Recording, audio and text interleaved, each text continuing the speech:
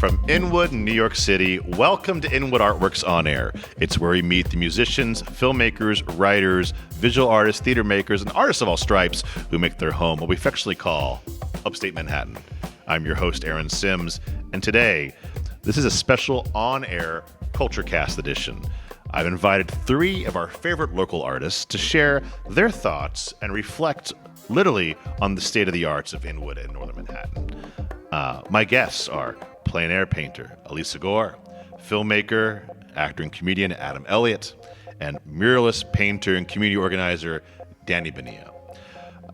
Why these three, Aaron? Okay, well, I'll tell you. Because each of these three artists are longtime residents in their own way, have made, I should say, they've taken a role through their work and as residents in putting a spotlight on arts and culture in our Uptown community. So I just want to say thank you, all three, for taking the time and being here.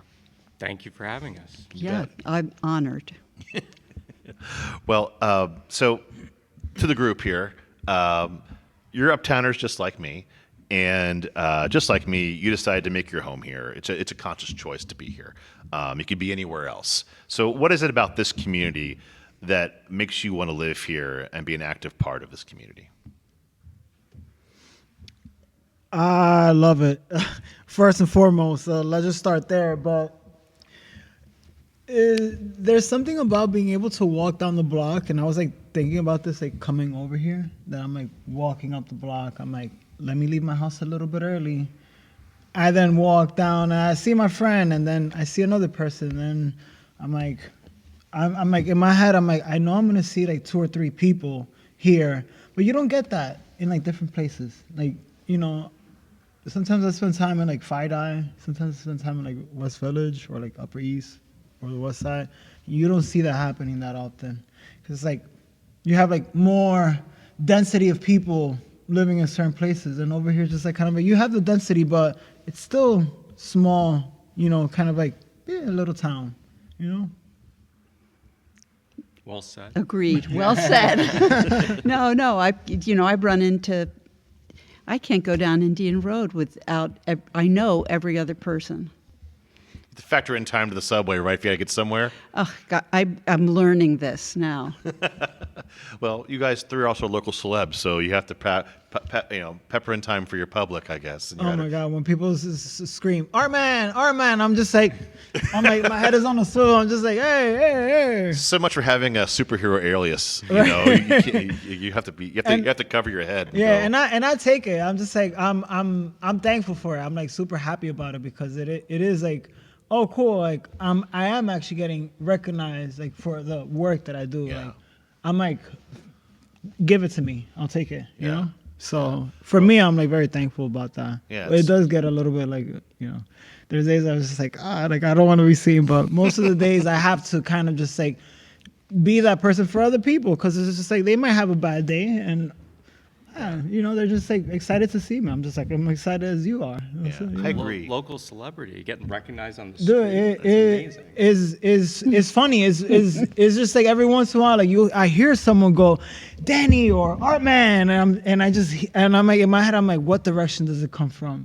And I have to look, I have to smile. It's just like if I don't know that person, I'm just like I still know you know.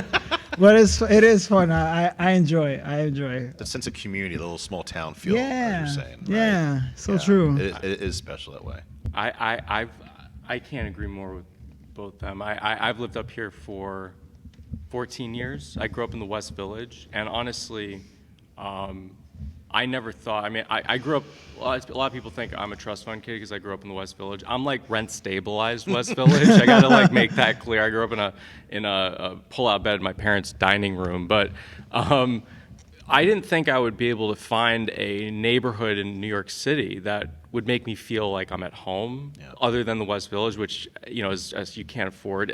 I mean, forgetting the fact that we're artists, but like most artists can't afford to live down there. It's only tech people and lawyers, I guess. I don't know. And realtors. Yes, that too. But I moved up here and instantly fell in love with the community, the nature. As an artist, there's such an immense value to having, you know, peace and quiet, and there's a lot of that up here.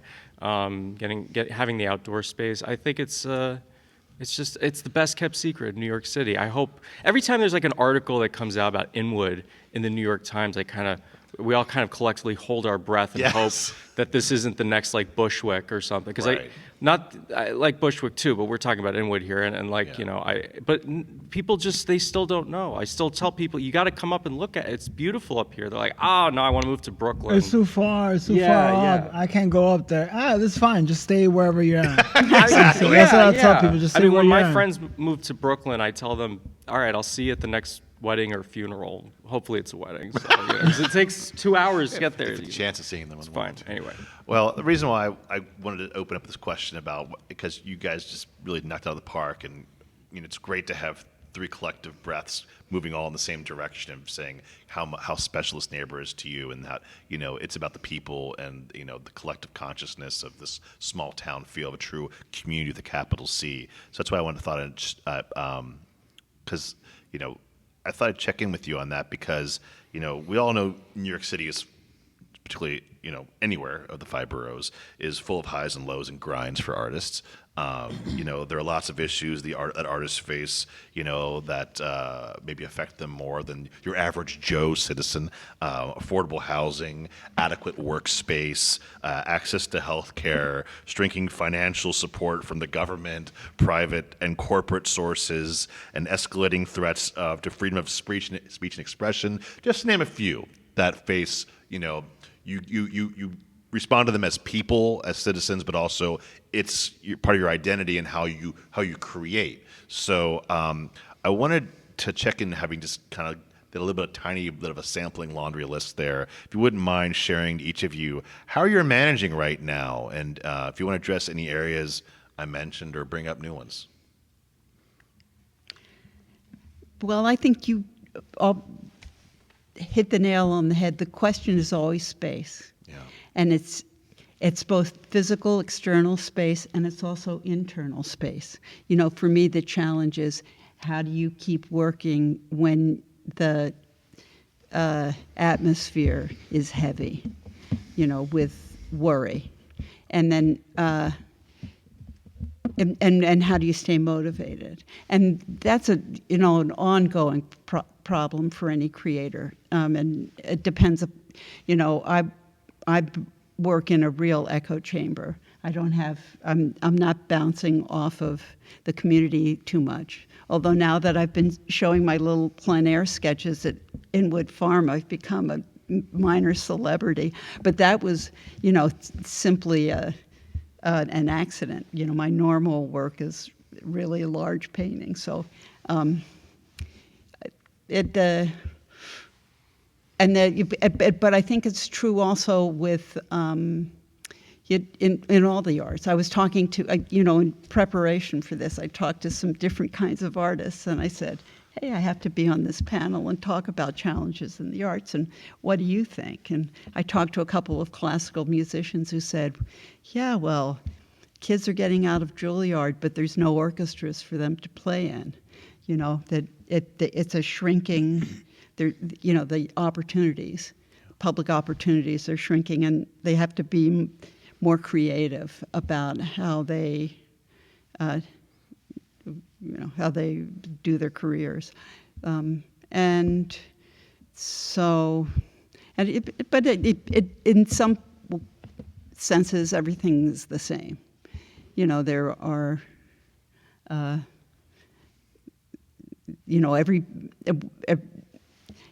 artists in the 19th century were putting together a bunch of different gigs in order to keep themselves in, spaghetti, and just the same way we do. So, as we were mentioning before, I would love to see, not just a new ball field with new drainage and, $100,000 worth of outdoor lighting. It would be nice to have a covered band shell for performance outside. Because we have a fabulous space, with fabulous views. And if it's got enough parking for baseball. It's got enough parking for, Shakespeare. We definitely have a lack of visual and performance spaces, as I've said on dozens of podcasts, and I say it at every film festival and every live event we've ever done. Our closest movie theater is 125th Street or Yonkers. There are no art galleries that are public.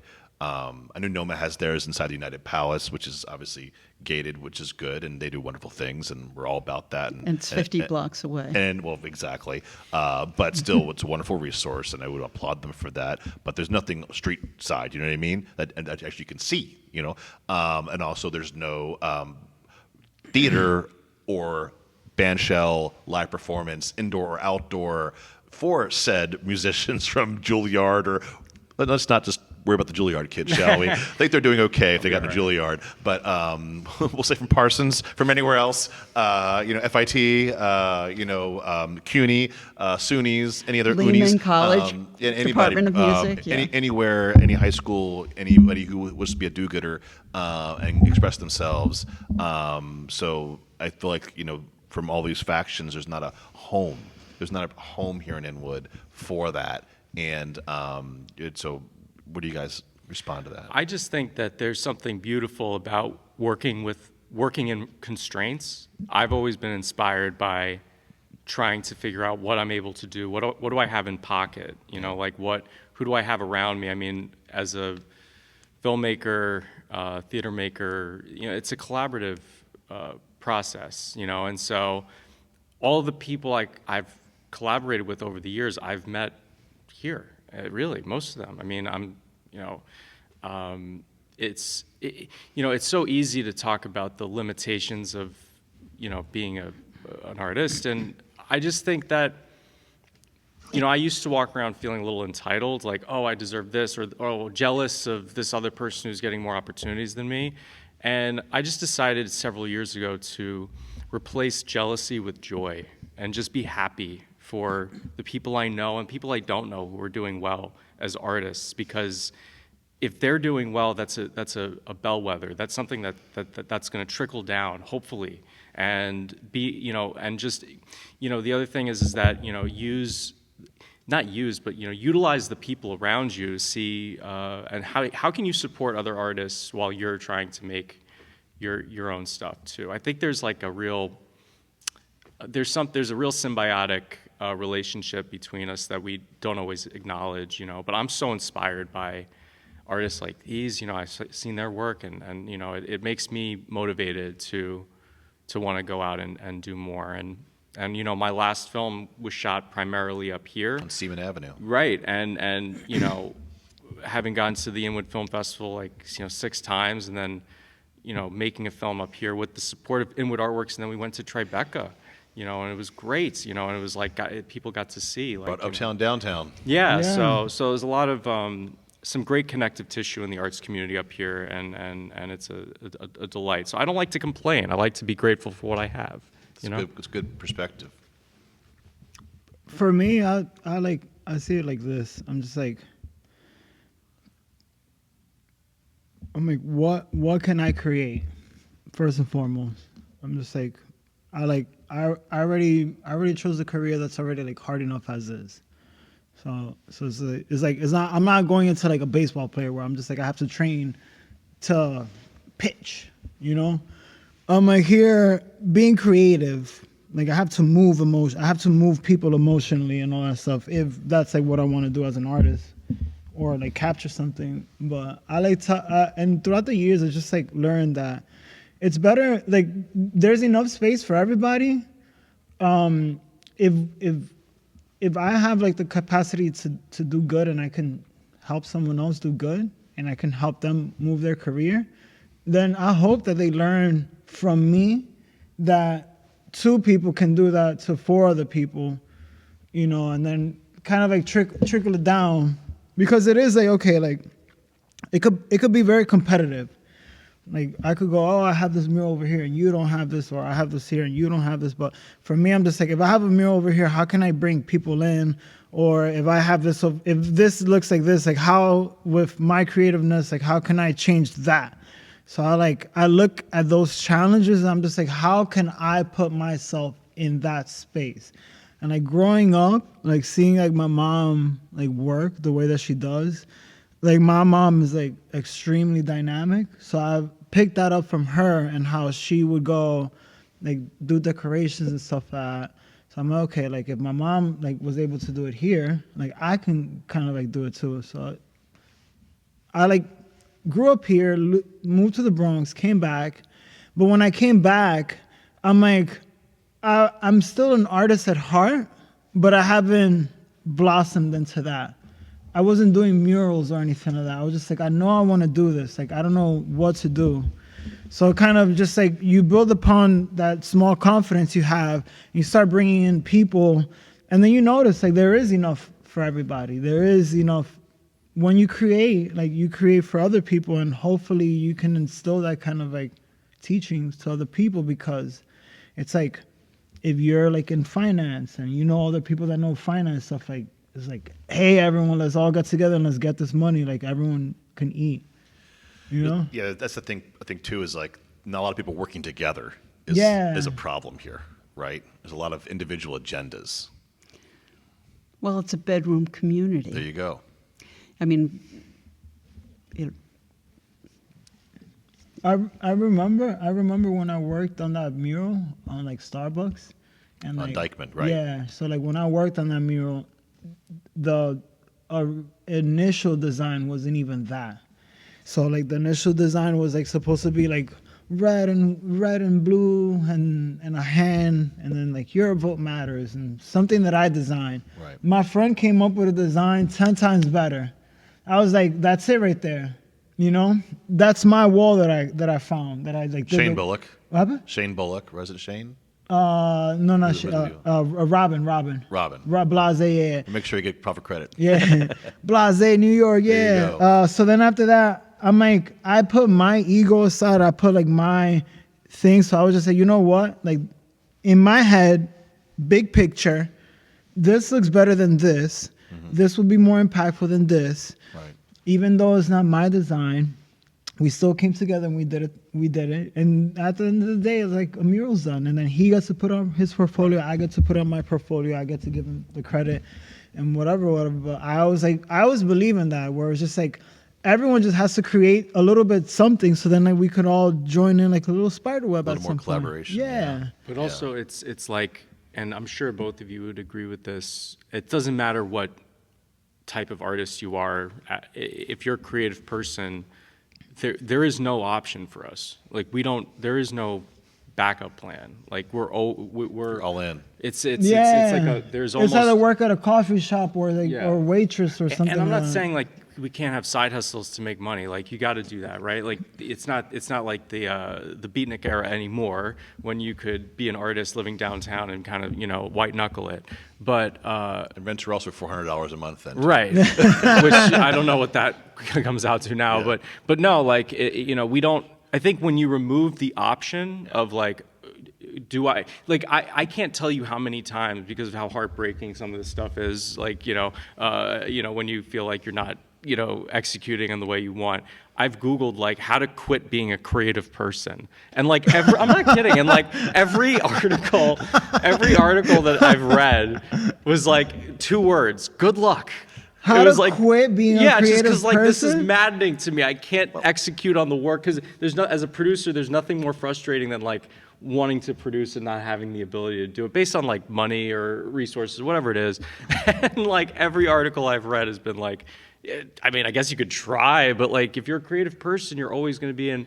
So when the option is removed, when it's just you understand that this is so deeply ingrained in you, then there's some peace that comes with that. Like I get a lot of peace out of knowing like, well, I just got to do something to be creative, because if I don't, then it's like, yeah.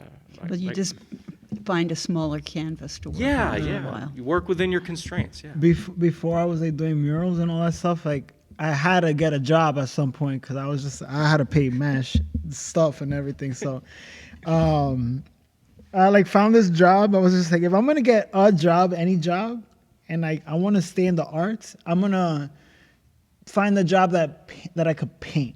I found a job in a commercial building or buildings like being erected and all that stuff, just to paint white walls. So I was just like, I'll take that. I'll take it. It's not artsy, it's not creative, it's not nothing, but I'm just like, the act of painting something will trick my mind into thinking that I'm like doing something meaningful. And it at the end of the day, it does become meaningful because you do get in the habit of like, I gotta go into work today. I gotta do this. I gotta paint this project. I gotta paint this house. I gotta paint this room. I gotta paint this. It kind of like paces yourself. So then when I did get into painting murals and whatnot at Colossal Media, then after that I was just like kind of like, oh, like at some point we did have to like paint off the murals, so we would have to paint them white. And I was like, oh shoot, the training that I had from the other job came in handy and all that stuff. So I was just like an expert at painting anything white, you know. Well, those are all great thoughts, and I think people listening can take a lot away from your perspectives and, you know, broad macro and micro, I think, with your how you face your daily trials and tribulations, and also the joy you find in your work and searching for that joy, but also dealing with your physical world around you. You all three live different parts of the neighborhood. I won't give away your exact addresses because of all the, you know, you couldn't take all the fan mail. But Adam's down on Bennett, Elissa's down on Indian Road.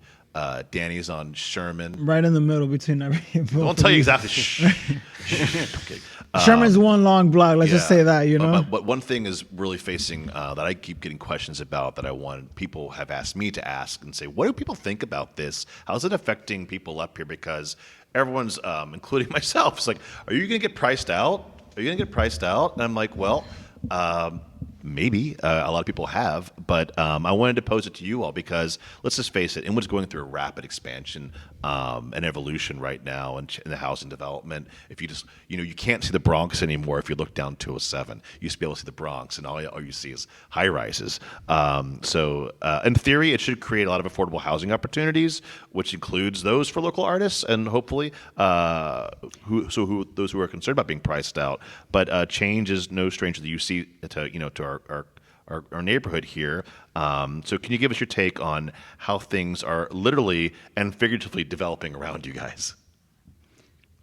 Can I? And how's it affecting you? Yeah. I remember painting a mural on Prince and Green Street, and I heard someone doing like those tours around the streets, and the lady was like, yeah, like this whole neighborhood was like filled with artists. But then after the artists like were being big and all that stuff, then everyone else came in, and it's like something that not that I'm like fear of, but I always like think about that a lot of the times, like when places do start becoming good is because a lot of like those like beatnik like artists and like musicians and this, that, and the third, and then after that from there on out it goes. And so I do think about that every once in a while, but I don't let that consume me. I'm like, I want to stay focused on creating as much as I can. Because then if I do get into like that whole, oh my God, I'm worried about this. Oh my God, I'm worried about, I'm just going to, I'll be worried about everything else but like the things that I have like to do as an artist. So don't get stressed out about, keep your eyes on the prize. Yeah. Because sometimes you gotta put things aside. You gotta put all those like, all that stuff, hurt, whatever. Because it's not in your control. Yeah, you know, like I think about like all those buildings that are coming up and all the new people that are coming in here. I'm just like, okay, like 200, 300 apartments, new people are coming in here. I'm pretty sure like half of those people might not even be hanging out in the neighborhood as we are. And I wonder even like, will they have like their own kind of like micro community in those bigger buildings? Because a lot of the buildings out over here, they're 5-6 stories. They're short. Yeah. Those are like massive and all that stuff. But I do my best to not worry too much. Well, we'll just it'll be a surprise. Right? Yeah. But you know what?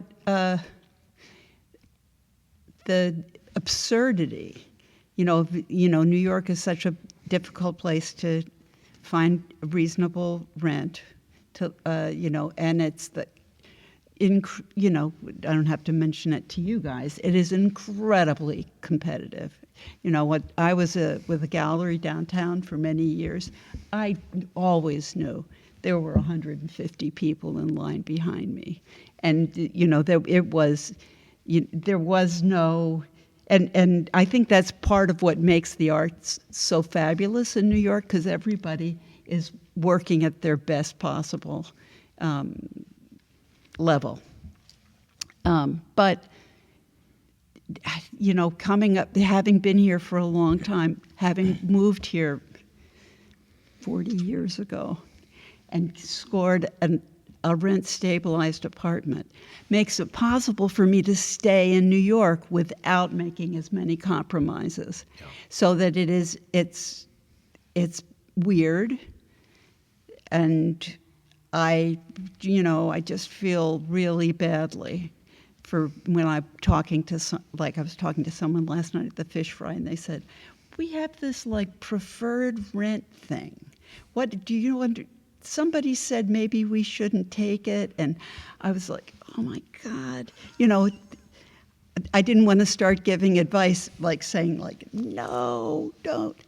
But, you know,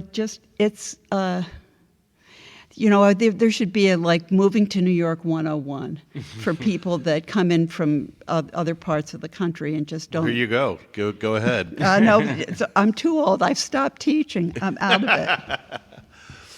I think it's, you know, like Jurassic Park, life finds a way, like art finds a way. All right, and it's the corniest thing I've ever said. I hate myself for having just said that. It is not the corniest. I have faith in you, Adam. There's some more stuff coming out. No. You're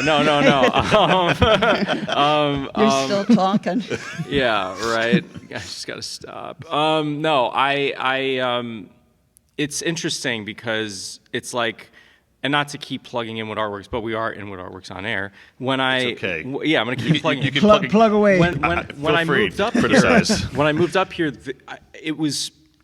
there was for me a stark contrast between what I was seeing in other parts of the city in terms of arts spaces and arts availability comparing and contrasting that to Upper Manhattan, Inwood, Hudson Heights, the Bronx.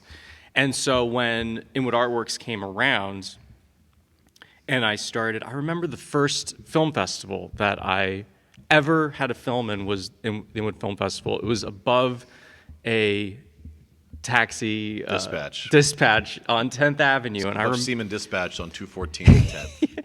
That spot is pretty cool. I've been in there a couple of times. Cassandra Hall. The sign has not changed, and it's rubbed off. You can't even see the words Cassandra Hall anymore. It's so interesting that there's like this like taxi base there, and then there's like an event space upstairs. But that's a story. It's a story about space, right? It's our space conversation. But I just remember I dressed up. I dressed up for it. I was so excited. I was like, 27 or something, and like 28. I can't remember. Anyway, I just remember going and just feeling this immense sense of relief that I had found community, and to have seen it now grow, and to have met all of my collaborators up here.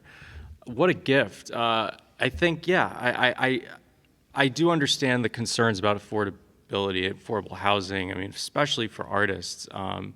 But I think we're figuring it out. I mean, I was just talking to someone about this last night, who's an artist who's getting priced out of his building in I think he's on the Upper West Side, and I was telling him about, let me, come to let me show you around up here. And it's so far uptown. I'm like, and all this stuff. And I know that's the main complaint everyone has, but there is still, this is sort of the last bastion of affordable housing, I think, in Manhattan. At least, you can find it. And so I think there's an influx of more artists always coming up here looking around.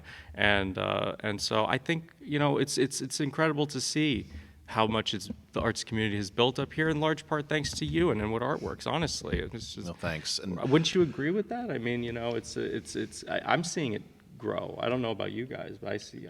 It is like what I said like earlier, where Aaron created a space.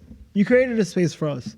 We keep on going down that direction where we create for us, then we have that community, you know? Like, it's cool seeing all the artists that you've interviewed. They're here. They all, like, we're actually here. And then, like, once, you know, like, you got, like, the Inwood Art Works, like, the Nomas, the Uptown Theater people, and all that stuff. And, like, once you start getting them talking with each other, everyone's gonna, like, be excited that everyone's doing some kind of project somewhere, or making that space for us. And, like, even, like, let's say, like, the people that I run with, like, they made, like, this, like, cool event where we came in and it was a art drive. You come in and you give in art supplies, like, for students and stuff like that. You get a ticket, and then you they raffled out the tickets to win an art piece that, like, different artists came in to, like, I had, like, a little art piece that I put up, and it was super cool. So I was just like, wow, like, oh my God, like, the possibilities are endless. Yeah, and I think that's really great. And I want to just kind of collectively respond to your collective conversation about this. Like, you know, there is, like, this community will continue to welcome as a haven for artists from all other places, and it's up to us and organizations and organizers like me and people who can create platforms for, like you're saying, these really cool one-off events, or much larger festival-oriented things like a film festival or a concert or a gallery pop-up or something like that, for a happening, if you will. And so my hope is that, and going back to what you said, Danny, about these big buildings, is that, you know, it'll be interesting to see what sense of community comes from that, like a 20-story building versus a 6th-floor building. Oh God, yeah, I'm worried about the cost of rents in those buildings. But that's the thing is too. It's like, I mean, have you seen the published list? I mean, who the hell can afford that? Well, I think that's kind of part of the concern, is that it's like. So my point is, like, not me. Gentrification, is it a dirty word or is it a good word? And it depends on whose mouth it's coming out of, right? Because you may attract some people who are just using it here as a bedroom community to get to their place upstate New York, because it's so much closer than driving from Brooklyn. But it also, you know, whatever quote unquote affordable it is, you may bring in some people who are some serious art lovers, or people who want to get involved in, like, the Ring Garden or Inwood Hill Park, or, you know, or people who actually work in the art film. in the entertainment industry, you know, and it'll hopefully add some positive artistic energy to perhaps creating a community arts center up here. I mean, I'm kind of tying in different little pieces of our conversation we've had so far. It's like, you know, because a lot of it, I mean, the big conversation about New York is space in many ways, and how you can use that space, interact with that space, and create and use that space to create in. Whether it's like showing a film or shooting a scene or doing a play, or having studio space to create in, or a mural to put on, or just to have literally a meeting, or to create a class, you know, to have an art class where you can teach about, you know, the styles. I think it's about being able to organize and engage people. And so, well, you were talking about control. What do you have in your control? And I think that plays a lot into what you were just saying, is that we're harnessing the stuff that's within our control and relinquishing our need for control over the things that are out of our control. And it's about, we have to make decisions as artists and as people who create, like you, people who create these incredible platforms for artists to showcase their work and connect with each other. Are we trying to make a wide impact, or are we trying to make a deep impact? And sometimes wide impact, I always think of as virality, is like, how viral is this piece of art going? How many people are seeing it? And a deep impact for me, that's always been that's the sandbox I play in, is like, I don't care if 10 people see something I make, as long as one of them is impacted by it. Right. That's enough for me. And engagement. Yeah, and so you look at something like the Inwood Film Festival, which isn't even a national film festival or an international festival. It is a neighborhood film festival, and that is the criteria. And so you could say that that's making a wide impact. My argument would be that's making a deep impact.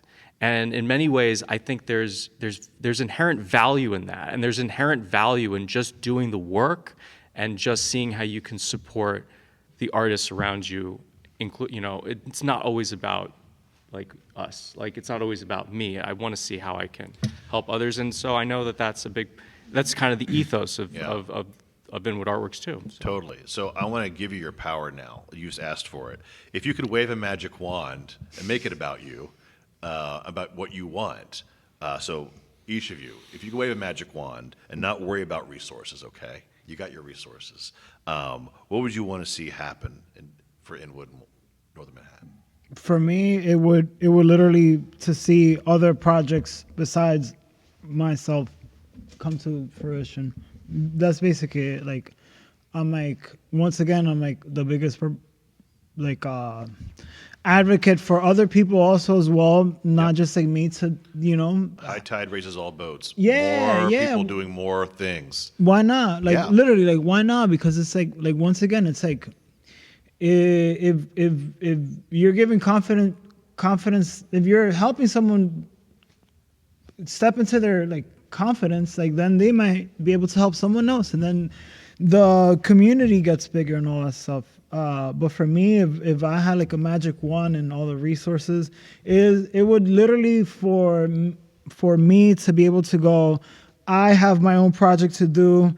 Here's a project for you because you thought about this and you think that this is going to work well. And here's a project for you. Go for it. Here's a project for you. Like, let's meet up here. Honestly, we're all artists, even people that don't call themselves artists. I mean, we all have the capacity to be creative. 100%.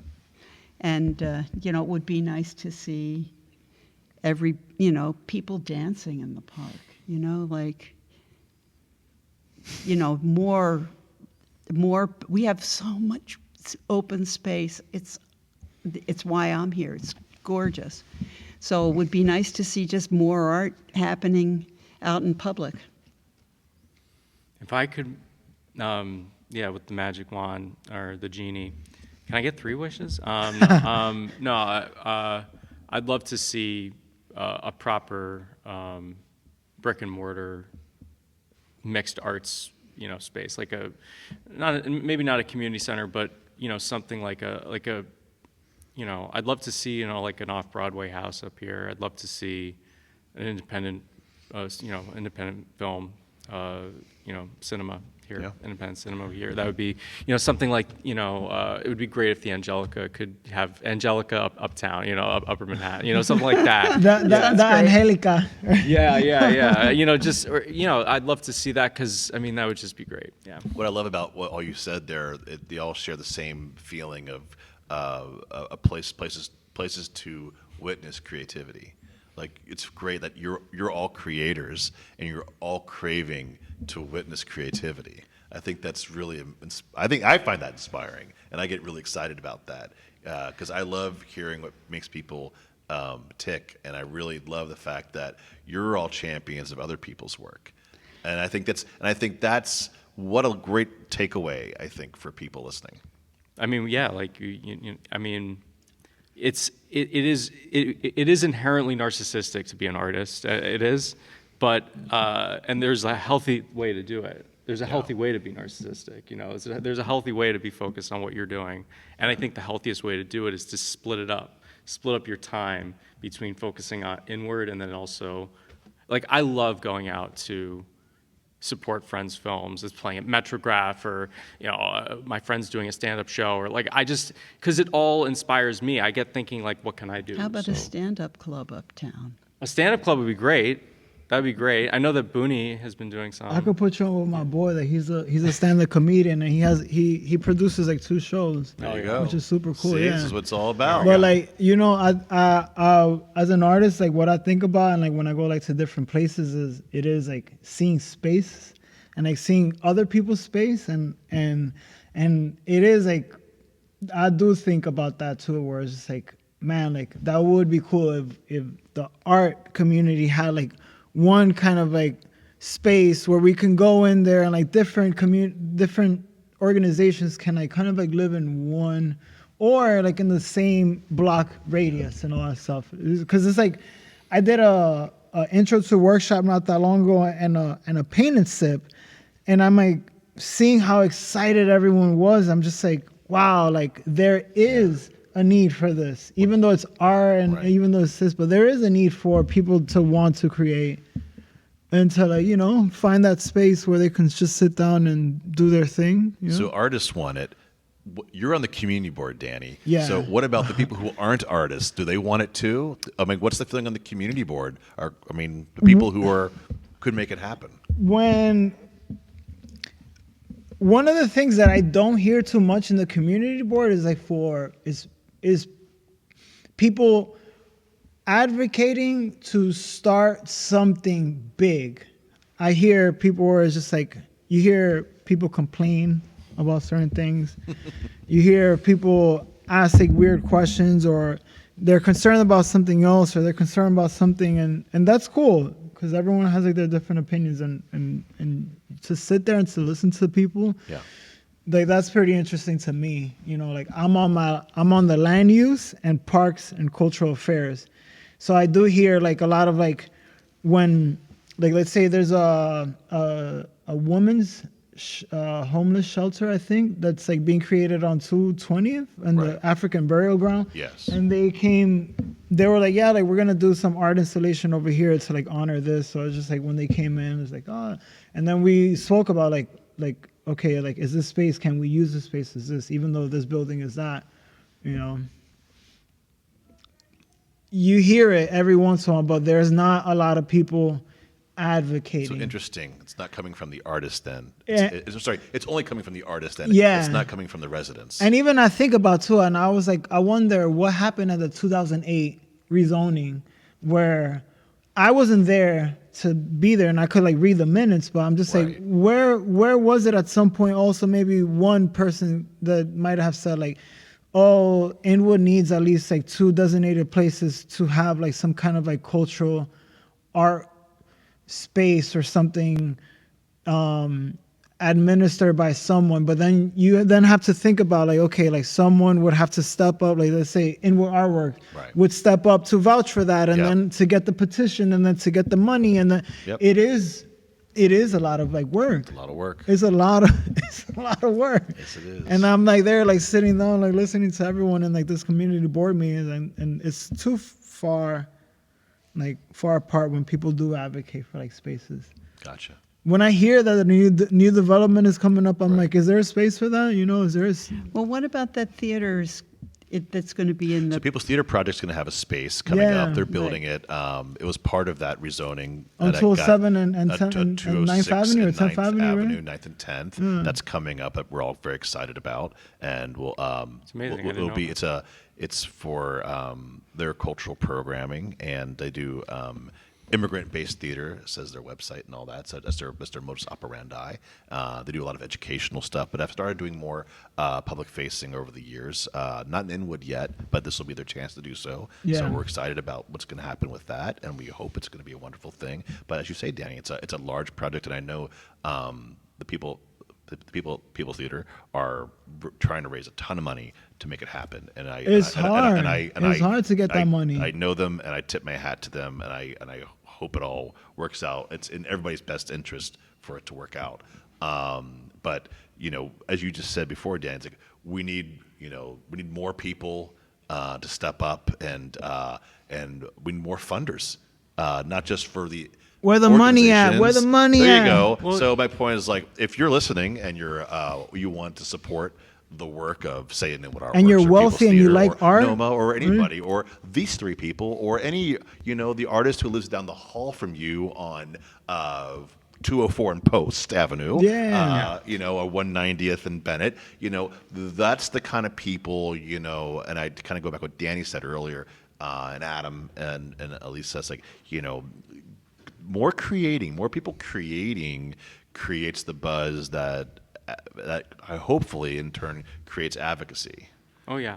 And for anyone watching this on YouTube, there will be a QR code for my Venmo right here. It's right here. Anyway, anyway, little box no. to be photoshopped. But no, in all seriousness, this is the only. I can't remember when was the last time our country had a arts and culture secretary. I think was it Eisenhower? After that, it was In done. the 40s or 50s yeah. or something. Are you putting me up for it, Adam? Look, let's see. I nominate you. CIA, give us money, right? I'll nominate you guys. But no, every major developed country, has one of these people in government, and we don't. That's kind of what we need for this neighborhood. I feel like we need that here. Yeah. We need. I think you're that guy. Well, thank you, but I think it takes. My point is, It takes more than that. It takes. Yeah. Well, my point is, here I am 10 years later for doing this, right? And the reason why I'm bringing you in for this is part of that. I feel like everyone's tired of hearing my voice because I created Inwood Art Works, and they need to hear your voices. What are we creating? But that's right, and because here's the thing, and you're residents first. You live here first. You live here. Like you're yes, an artist is intrinsic to your being and who you are, and it's inseparable from your identities. But you're still a member of this community first and making it happen. And so that's why I really wanted to have you all on. Not to mention your wonderful insight and talent that helps shape your responses, but you also talk from a selfish point of view, which I think is, and I live here too. So I feel like it's who better to ask what you need in your neighborhood than the people who live here, right? We should just all go to the community board and complain. Keep doing that, Anyway, we'll wrap it up here, and gang, it's been a pleasure speaking with you, and thank you for sharing your perspectives and your work and your identities. And I would say, if people want to know more about these three artists, guess what? You can go back and watch or listen to their episode on Inwood Art Works On Air. Just search online, and you can find Adam Elliott, Elissa Gore, and Danny Bonilla, or Artman Dan, through our vast library over the past 6 years. And couldn't you put a little note in the show notes, to our website? Well, I was going to say, do you want to say your websites again? You have them on your episodes, but say them now if you want to. Go ahead. Yeah. Oh God. You have to say them. Can't you just print? No, yeah. No. What's a podcast? You listen to it, Elissa. Oh, okay. It's I'll go first. Go ahead. It's www.elissagore, ELISSAGORE.net. And good luck. Thank you. Let's hope it's still up. It's still up. It still works. Keep right? paying your monthly bills. Right. My website is adamelliott.me, 2 L's, 2 T's, and Elliott, and all of my films are online for free. I've made dozens of short films seen by hundreds and hundreds of people, so please come. Please come. Not thousands. No, it's in the thousands. It's not in the million. Anyway, please, thank you for having us. It's really been a pleasure. Thank you. We pray that it's in the millions. There you go. Millions. For all of you. My website and all my social media is Artman Dan. My Instagram is Artman Dan. My website is artmandan.com. ARTMANDAN. I was gonna say numbers. Thanks for having us. Been a pleasure. I think the work that you're doing is super cool, and I do hope that you continue the conversation going to inspire other people. And just even being here inspires me to want to do more. I'm just in my head, what can I do? Well more? said. It makes me feel like a real slouch. Well, thank you all. promise. Thank you for being a vital To part do of our more. community, and let's get the conversation going, shall we? Yes. Okay. All right. So once again, I want to thank Elissa, Adam, and Danny for joining me on this CultureCast edition of Inwood Art Works On Air. It's where we meet the musicians, writers, theater makers, filmmakers, and artists of all stripes who make their home what we call Upstate Manhattan. If you have a moment, please show us some love right now and rate and review this podcast. 5 stars on whatever platform you're listening to. Many thanks to Good Shepherd here for hosting us, and to HeightSites.com for Uptown promotional support. You can support On Air and all of our programming by making a tax-free donation, by the way. Support the arts at inwoodartworks.nyc/donate, or via Venmo at Inwood Art Works. Follow us on social media and keep up all that we do, which includes the Inwood Film Festival, Filmworks Al Fresco, live performances, and so much more. Inwood Art Works On Air is sponsored in part by New York City Department of Cultural Affairs in partnership with City Council and the Office of the Governor, and from Kathy Hochul and the New York State Legislature. Thank you so much for tuning in. This is Aaron Sims for Inwood Art Works On Air.